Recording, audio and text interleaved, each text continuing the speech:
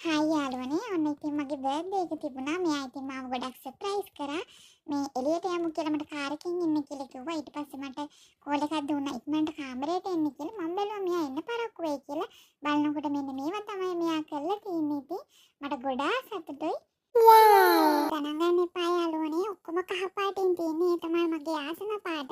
මෙයා ඉතින් මට කොයි වෙලෙත් බැන කොච්චර බැන්නා. මෙයා නිකන් සිල්මෑනියෝ කෙනෙක් වගේ ඉකේ මට කොච්චරවත් බයිනෝ. ඒ කොච්චර වුණත් මෙයා මට කහ පාටින්ම හැමදේම කරනවා. ඉතින් ඔන්න එයා මට ගෙනල්ලා තියෙනවා gift එකක්. හරිම ලස්සනයි. මුද්දක් තමයි තිබුණේ. එක gift එකක් නෙමෙයි ඉතින් gift ගොඩාක් තිබුණා. මුද්දක් තිබුණා මේ තියෙන කරාබු දෙකක් ඉතින් තව මුද්දක් තිබුණා. මුදු දෙකයි කරාබු දෙකයි ඔක්කොම gift වලට තිබුණා. ඔන්න ඉතින් මැඩම් අදිවට තවත් වැඩ කරන්න කොණ්ඩේ වේලණියකුත් අරගෙන ඇවිල්ලා මෙයා. මෙයා මගෙන් ඉතින් කලින් දවසක අහලා හිටියා ඔයාලා සපත්තු දෙකක් ගන්නවා නම් මොන පාටින් මගේද ගන්න කියලා. මං ඉතින් කිව්වා රෝස පාට තමයි මං සපත්තු ගන්නවා නම් ගන්න කියලා. ඔන්න ඉතින් එයා රෝස පාටම සපත්තු දෙකක් ගෙනල්ලා මට. තව ඉතින් ලස්සන බෑග් එකකුත් තිබුණා. මෙයා කලින් දවසක මගෙන් අහුවා එයා බෑග් එකකට ආස නම් මොන වගේ එකටද ආස කියලා. මං ඉතින් ෆොටෝ එකක් පෙන්නුවා.